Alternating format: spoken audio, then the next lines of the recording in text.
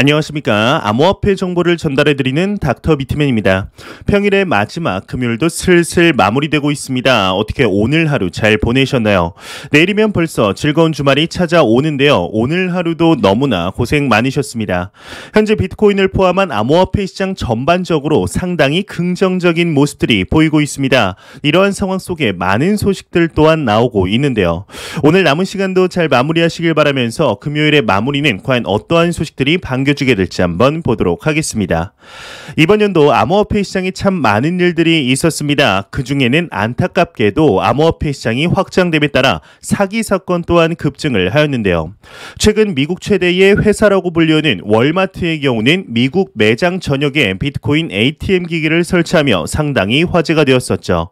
추가적으로 미국 전역에 10만 대를 설치할 것이라는 소식까지 나오며 암호화폐 시장에 대한 접근성이 상당한 수준으로 성장한 가운데 미국의 연방수사국이죠. FBI에서 소식이 나왔습니다. 암호화폐 ATM을 이용한 사기 행위에 대하여 경고에 나섰다고 하는데요. 과연 이게 어떠한 내용인지 같이 한번 보도록 하겠습니다.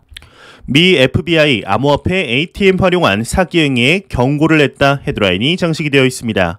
미국의 연방수사국이죠. FBI의 경우는 암호화폐 ATM 및 QR코드를 활용하는 사기 행위에 대해서 경고했다고 합니다. FBI는 최근 암호화폐 ATM 및 QR코드를 활용한 사기 건수가 증가를 했다. 범죄자는 피해자에게 암호화폐 ATM의 QR코드를 활용해 송금할 것을 요구하고 있다 이야기를 하며 암호화폐의 탈중앙화 특성이 이제 피해 파악 및 복구를 어렵게 한다. 결제 거래가 완료되기까지 하루에서 이틀이 소요되던 은행 거래와는 다르다라는 설명을 했다고 합니다. 이제 추가적으로 익명성을 강조하며 이제 전화번호나 이메일만을 요구하는 암호화폐 ATM 사용을 피하라. 미국 연방 규정을 준수하지 않는 ATM일 가능성이 있다라고 강조를 했다고 하는데요. 참 사기꾼들이 별의별 수단을 동원하여서 사기를 치고 있는 것 같습니다. 현재 우리나라에는 비트코인 ATM 기기가 없어서 이에 대한 위험은 없겠지만 어떠한 종류든 사기꾼들의 경우는 잡아서 엄벌을 내리길 진심으로 바라보겠습니다. 참 그 좋은 머리들로 다른 일을 하면 어떨까 하는 생각이 들지만 그렇지는 않겠죠. 현재 비트코인의 경우는 62,000달러 선에서 보합 흐름을 보여주면서 지금 가격을 잘 지켜주며 지지선을 견고하게 하고 있다는 것이 상당히 긍정적이지 않나 이런 생각이 드는데요. 이런 상황 속에서 긍정적인 의견들이 압도적으로 많이 나오고 있습니다.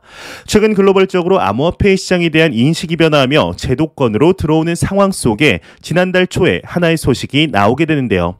바로 글로벌 투자은행 중 한 곳인 뱅크 오브 아메리카에서 디지털 자산에 대한 연구팀을 신설한 것이었죠.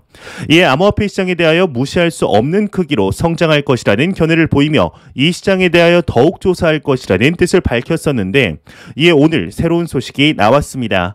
뱅크 오브 아메리카의 이제 공동 최고 운영 책임자인 토마스 몬테그가 이야기를 하였는데 비트코인을 가치 저장의 수단으로 인식하기 시작했다고 합니다. 추가적으로 스테이블 코인과 CBDC 등 자신에 대한 견해도 내비추었는데 정확히 어떠한 내용인지 같이 보도록 하겠습니다. 보아의 CEO가 이야기를 했습니다. 비트코인 가치 저장 수단으로 인식하기 시작했다 헤드라인이 멋지게 장식이 되어 있습니다. 비즈니스 인사이더에 따르면 뱅크 오브 아메리카의 COO 토마스 몬테그의 경우는 체이널리시스 주최 컨퍼런스에서 암호화폐, 스테이블코인 그리고 CBDC 등에 대한 자신의 견해를 공유했다고 합니다. 한번 살펴보자면 일단 암호화폐에 대해서는 파생상품을 연상시킨다고 답을 했다고 합니다. 일단 파생상품이라고 하면은 대표적으로 선물 시장을 예로 들 수 있겠죠. 변동성이 상당히 크다는 점을 강조한 것이 아닐까 싶은데요. 두 번째로는 비트코인에 대하여 이야기를 하였습니다. 가치 저장의 수단이 될 수 있다는 점을 깨닫기 시작했다. 미국인들은 안정적인 화폐를 보유하는 데 익숙하기 때문에 그 중요성을 이해하기가 어렵다라는 견해를 보였다고 하는데요. 현재 심화되는 거시경제의 흐름 속에 인플레이션의 위협으로부터 비트코인이 해치 역할을 할 것이라는 것을 본인이 이제야 깨닫게 깨달았다고 이야기를 하는 것이죠. 세 번째로는 스테이블 코인에 대해서 이야기를 하고 있습니다. 이에 대해서는 잘 알지 못하며 발행량만큼 달러를 보유하고 있는지 의문이다라는 견해를 보였으며, 네 번째로는 현재 각국 중앙은행들이 중점적으로 개발하고 있는 CBDC에 대하여 발행이 불가피하나 영향력은 좀 미미할 것 같다라는 이야기를 하고 있습니다. 마지막 은행과 암호화폐 간의 관계에 대해서는 경쟁 관계가 아니다, 암호화폐는 또 다른 자산 클래스이다라는 언급을 했다고 하는데, 현재 전반적으로 보았을 때 비트코인에 대해서는 상당히 긍정적으로 평가하는 것으로 보입니다. 최근 글로벌 투자 은행들의 태도의 변화가 조금씩 보이고 있는데요. 얼마 전 비트코인에 대해서 그렇게 싫어하던 은행이죠. JP 모건의 경우는 비트코인에 대하여 목표가를 14만 6천 달러, 한화 약 1억 7,200만 원까지 올라갈 것이라고 예상을 하였습니다. 좋습니다. 과연 이번 연말 비트코인의 가격이 정말 얼마까지 도달할지 많은 투자자들이 기대하고 있는 가운데, 이러한 소식과 더불어서 암호화폐 시장의 긍정적인 소식들 계속해서 나오고 있습니다. 현재 투자를 하고 있는 투자자분들 중 대다수의 신규 투자자분들은 지난 상승장이었던 2월에서 4월 사이에 들어오신 것으로 알고 있습니다. 예, 코인데스크에서 하나의 트윗이 나왔는데 같이 한번 보도록 하겠습니다. 네, 일단 내용을 보자면 얼마 전이죠. 7월 이후에 현재까지의 차익 실현은 지난 2021년 1월에서 5월 비트코인 랠리 때보다 현저히 낮은 수준을 유지하고 있다. 홀더들이 장기 강세 사이클이 계속될 것이라고 믿고 있다는 시그널일 수 있다라는 트윗을 남겼습니다. 현재 이와 비슷한 결의 소식들은 지난 7월 이후에 한 번씩 계속해서 나왔었죠. 장기 홀더들의 매도세가 현저하게 줄어들고 있으며 채굴업자들은 매도하지 않고 있고 고래들은 계속해서 매수를 하고 있습니다. 이번 코인데스크의 트윗으로 이러한 흐름들이 지속이 되고 있다는 것을 알 수 있었는데요. 이에 모든 금을 팔고 비트코인과 이더리움을 매수하며 화제가 되었던 인물이죠. 리얼비전의 CEO 라울 팔 또한 암호화폐 시장에 대하여 이야기를 했습니다. 올해가 아닌 내년까지 암호화폐 시장의 강세장이 이어질 것이라고 이야기를 하고 있는데, 정확히 어떠한 언급을 하였을지 같이 한번 보도록 하겠습니다. 리얼비전의 설립자, 암호화폐 강세장 올해 안에 안 끝날 것이 아니다, 이렇게 헤드라인이 장식이 되어 있습니다. 골드만삭스 헤지펀드 매니저 출신이자 리얼비전의 CEO 라울 팔의 경우는 11월 3일 리얼비전 인터뷰에서 암호화폐 강세장이 올해 끝나지는 않을 것 같다고 내다봤다고 하는데요. 그는 기관은 분기별로 자산 배분을 결정한다, 내 추측으로는 내년 1월에서 3월 막대한 자금이 유입될 것이라고 언급을 했다고 합니다. 특히나 이더리움에 관해서 이야기를 했다고 하는데, 이더리움 2.0과 이더리움 ETF의 출시가 랠리를 촉발시킬 것이라는 진단을 했다고 하네요. 다만 이에 이제 향후 6개월 동안 두 차례 급락할 가능성 또한 덧붙였다고 하는데, 과연 어떻게 진행이 될까요? 이 단기적인 변동성은 항상 말씀드리듯 누구도 이제 아무도 알 수가 없겠지만, 현재 시장이 나아가는 길들을 전체적으로 바라보았을 때 상당히 시장이 견고해지고 있다는 것을 알 수가 있습니다. 또한 이 시장이 현저히 작은 시장이라는 것 또한 알 수가 있겠는데요. 라울 팔의 이야기처럼 강세장이 내년까지 이어질 수 있기를 진심으로 바라보겠습니다. 이러한 소식과 더불어서 얼마 전 미국의 뉴욕 시장으로 에릭 애덤스가 당선이 되어 상당한 화제가 되었었습니다. 후보자일 때부터 뉴욕을 이제 비트코인의 중심지로 만들겠다라는 이야기를 하며 암호화폐 투자자들에게 열렬한 지지를 받았었는데, 이와 더불어서 마이애미의 시장이죠. 프란시스 수아레즈의 경우는 다음 달부터 본인의 월급을 비트코인으로 받는다고 하여 또한 화제가 되었었습니다. 이에 에릭 애덤스도 호응을 하는 것 같은데 어떠한 내용인지 같이 한번 보도록 하겠습니다. 뉴욕 시장 3개월 급여 비트코인으로 받을 예정이다, 헤드라인이 장식이 되어 있습니다. 모건 크릭의 창업자이죠. 앤서니 팜플리아노의 경우는 자신의 트위터를 통해 뉴욕 시장이 첫 3개월 급여를 비트코인으로 받을 예정이라 전했다고 하는데요. 이에 대해서 그는 프란시스 수아레즈 마이애미 시장에 대한 답변이라고 덧붙였다고 합니다. 이 앤서니 팜플리아노의 경우는 더 빠른 비트코인의 채택을 위해 정치인들이 서로 경쟁하고 있다, 이렇게 밝혔다고 하는데, 확실히 현재 미국 내에서 암호화폐 시장에 대한 움직임들이 심상치 않은 것이 사실입니다. 투자자들 입장에서는 상당히 긍정적으로 볼 수 있겠죠. 얼마 전에는 미국의 하원 의원들이 SEC의 위원장 게리 겐슬러에게 현물 ETF, 현물 비트코인 ETF도 승인하라고 서한을 보내는 등 급진적인 모습들을 보여주고 있는데요. 과연 앞으로 미국 내에서 어떠한 모습들이 펼쳐지게 될지 한번 지켜보도록 하겠습니다. 이러한 뉴욕 시장, 마이애미 시장의 이야기에 또다시 등장을 했습니다. 현재 한 3일 연속으로 이 시장에 대해서 이제 이야기를 하고 있는데 바로 암호화폐 시장의 대표적인 비관론자인 피터 시프가 또 한 번 언급을 했습니다. 이러한 것들은 모두 암호화폐 고래들의 자금을 빨아들이기 위한 쇼라고 이야기를 했다고 하는데요. 내용 같이 한번 보도록 하겠습니다. 피터 시프, 정치인 암호화폐 고래 빨아들이고 있다 헤드라인이 장식이 되어 있습니다. 대표적인 비트코인의 회의론자인 피터 시프의 경우는 뉴욕, 마이애미 시장은 급여 일부를 비트코인으로 받길 원한다. 하지만 비트코인은 교환 수단이 아니다. 정치인들은 캠페인 기부금으로 암호화폐를 받고 암호화폐 기업을 유치하기 위해 암호화폐 고래들을 빨아들이고 있다라는 언급을 했습니다. 참 이제 피터 시프의 말에 이제는 하나하나 반박을 하기도 힘들어지는 것 같습니다. 피터 시프가 이를 트위터로 또 글을 남겼는데 이 피터 시프의 트윗 댓글을 혹시 보신 분들은 아시겠지만 글을 남길 때마다 엄청난 비판과 비난을 받고 있는 중이죠. 특히 답글을 보던 중에 재밌는 댓글이 있는데 미국의 거래소 크라켄의 CEO 댄 헬드가 이러한 댓글을 남겼습니다. 이제 댓글이라기보다는 사진인데요.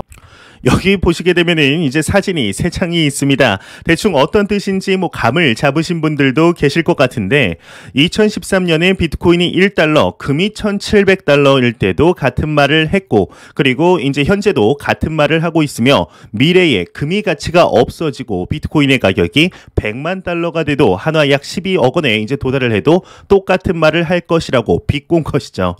제가 피터 시프에 관해서 이 인물은 절대 바뀌지 않을 것이다 라고 매일같이 말했었는데요. 역시 이와 같은 생각은 모두 다 똑같이 하고 있지 않았나 싶습니다. 피터 시프가 반박을 하였지만 현재 비트코인에 대하여서는 금융의 중심 미국에서 정말 빠르게 변화하고 있습니다. 이러한 미국의 변화에 다른 국가들도 슬슬 변혁의 바람이 부는 것일까요? 약 3년 전이죠. 2018년 5월경 하나의 소식이 나왔었습니다. 바로 스페인 중앙은행에서 암호화폐에 대하여 불안하다, 변동성이 너무 크며 불법적인 활동과 연루가 많이 되어 있다라는 발언이 나오게 되는데 2018년 당시에는 사실상 스페인뿐 아니라 전반적인 국가들의 기조가 거의 비슷하였던 것이 사실이었습니다. 이에 얼마 전 스페인 중앙은행에서 깜짝 발표를 하게 되는데요. 암호화폐 관련 서비스 등록 제도를 연다는 발표를 한 것이죠. 스페인 중앙은행에서 3년 만에 완전하기는 아니지만 그럼에도 이 시장을 더 이상 불법적으로 바라보지 않는다는 것으로 분석할 수 있었는데 이에 오늘 새로운 소식이 나왔습니다. 현지 은행들에게 향후 암호화폐 관련 비즈니스 계획에 대하여 보고를 하라는 요청을 했다고 합니다. 이게 어떤 내용인지 같이 한번 보도록 하겠습니다. 스페인 중앙은행, 현지은행의 암호화폐 관련 비즈니스 계획 보고 요청을 했다 헤드라인이 장식이 되어 있습니다. 엘파이스에 따르면 스페인 중앙은행이 현지 주요 금융기관들을 대상으로 향후 암호화폐 관련 계획에 대해 보고할 것을 요구했다고 합니다. 이에 따라서 현지은행들이 현재 진행 또는 계획 중인 암호화폐 비즈니스에 대해 보고해야 한다고 하는데요. 여기에는 토큰의 발행과 커스터디, 거래 및 결제 서비스에 대해 보고를 해야 한다고 합니다. 사실상 암호화폐와 관련된 모든 사업 계획에 관하여 알려달라는 것이죠. 이 외에도 암호화폐 서비스 제공업체와의 관계, 암호화폐 서비스 관련 업체 지분 보유 현황 등을 보고해야 한다고 하는데요. 이에 대해서 스페인 중앙은행 측은 암호화폐가 디지털화와 금융혁신에 미칠 수 있는 영향에 대해서 평가하는 일환이다 이렇게 설명했다고 합니다. 확실히 금융의 중심이라고 불리우는 미국에서 비트코인을 포함한 암호화폐 시장 전반적으로 인정하는 분위기가 전 세계적으로 적지 않은 영향력을 펼치고 있는 것으로 보입니다. 그간 암호화폐를 싫어하던 대부분의 국가에서 포지션을 바꾸고 있다는 소식들이 계속해서 나오고 있는 중이죠. 현재 암호화폐를 가장 싫어하는 국가인 중국의 경우도 비체인에게 인증서를 발급하며 심지어 중국판 트위터라고 불리는 웨이보에 하나 둘씩 암호화폐 시장의 글들이 올라오는 현상을 목격할 수 있었는데 과연 중국이 비트코인에 대해서 반대적인 기조를 푸는 날이 오게 될지 한번 지켜보도록 하겠습니다. 최근 우리나라 대한민국에 관한 소식들이 암호화폐 씬에서 계속해서 나오고 있습니다. 오늘은 그간 나왔던 소식들과는 조금은 결이 다른 소식이 나왔는데 우리나라의 4대 거래소이죠. 업비트에서 소식이 나왔습니다. 도대체 어떠한 소식이길래 결이 다르다고 하는 것일지 내용 같이 한번 보도록 하겠습니다. 업비트 사무실 분신 소동이 일어났다, 이렇게 헤드라인이 장식이 되어 있습니다. 연합뉴스에 따르면 이제 가상자산 거래소 업비트 사무실에서 분신 소동을 벌인 남성이 경찰에 붙잡혔다고 합니다. 서울수서경찰서는 이날 오후 4시 20분에 몸에 신호를 뿌리고 라이터를 들고 있는 남성이 있다라는 신고를 받고 출동했다고 하는데 서울 강남구 소재 업비트 사무실에서 이 남성의 신변을 확보했다고 합니다. 경찰 관계자는 자세한 동기와 신원 등을 조사할 계획이라고 하는데요. 참 안타까운 일이 아닐 수가 없습니다. 과연 이 남성분에게는 어떠한 사연이 있던 것일까요? 현재 이 외에는 아무런 자료들이 나와 있지 않지만 분명히 추가적인 소식들이 나올 텐데요. 내용 나오는 대로 바로 알려드리도록 하겠습니다. 이러한 소식과 더불어서 우리나라의 제1금융권들의 경우는 현재 암호화폐 시장에 상당한 관심을 보이고 있다는 것을 여러분들도 잘 아시리라 생각이 듭니다. 예, 오늘은 신한은행에서 소식이 나왔는데 이번 달인 11월 달 중에 원화 스테이블 코인 발행을 준비한다고 합니다. 이게 이제 CBDC랑은 좀 다른 개념이죠. 어떠한 내용인지 같이 보도록 하겠습니다. 신한은행 원화 스테이블 코인을 준비하고 있다. 11월 개발 완료 예정이다. 헤드라인이 장식이 되어 있습니다. 토큰포스트에 따르면 신한은행이 퍼블릭 블록체인 기반 스테이블 코인 발행을 준비한다고 합니다. 오는 11월 말에 개발을 완료할 예정이라고 하는데 신한은행 블록체인 신기술 셀장 윤하리 셀장은 이에 대해서 원화 기반 스테이블 코인을 발행하고 그걸 통해 해외 송금이 되는지 확인하고 있다. 이는 헤드라 해시그래프 블록체인을 기반으로 하고 있다 언급을 했다고 합니다. 참 이번 달이 이제 5일밖에 지나지 않았죠. 이 5일이라는 시간 동안 은행에 관한 내용들이 정말 많이 나오고 있는데요. 현재 신한은행의 경우는 디지털 자산에 대한 커스터디 사업을 진행 중에 있습니다. 개인적으로는 이제 얼마 전에 나온 호주의 대형은행이죠. 커먼웰스 은행에서 암호화폐 거래를 지원한다는 소식이 나왔는데 거래와 보관의 서비스를 지원하지만 기존의 은행처럼 기관 투자자들이 아닌 개인 투자자들에게 지원하기로 결정해서 상당한 화제가 되었었습니다. 이와 같은 소식들이 국내 은행들에게도 나올 날이 머지 않은 것 같은데 이번 연도는 아니더라도 내년이죠. 2022년 안에는 나올 수 있기를 진심으로 바라보겠습니다. 안 보고 가면 섭섭하겠죠. 마지막 크립토 공포 탐욕 지수입니다. 전날과 동일한 73포인트를 기록하였는데요. 여전히 탐욕 단계를 유지하고 있습니다. 이 지수는 영명 공포 100이면 낙관을 의미하게 되죠. 좋습니다. 현재 상승 트렌드가 이제 지속이 되면서 가격을 잘 유지해주고 있습니다. 알트코인들 또한 다시 한번 새로운 신고점에 달성하려는 모습들을 보이고 있는데 과연 이번 연말, 물론 지금도 연말이지만 이제 12월 말쯤에 암호화폐 시장 전반적으로 어떠한 모습들이 나오게 될지 한번 지켜보도록 하겠습니다. 마지막으로 코인마켓캡에서 메이저 탑10 코인들 전반적으로 살펴보고 마무리하도록 하겠습니다. 시가총액 1위의 비트코인의 경우는 전날과 크게 다르지 않습니다. 7,320만 원대를 보여주고 있으며 이더리움의 경우도 전날과 크게 다르지는 않네요. 534만 원대. 3위의 바이낸스 BNB 코인 같은 경우는 6.4% 상승한 70만 1,000원대. 이제 4위의 솔라나 같은 경우는 높은 상승률을 보여주었습니다. 일주일간 20%의 상승을 하며 시가총액 4위 테더 USDT를 뛰어넘었습니다. 28만 5천 원대. 시가총액 7위죠. 우리 게르게 코인 리플 XRP의 경우는 이제 전날 대비 1.54% 하락한 1,400원대를 보여주고 있습니다.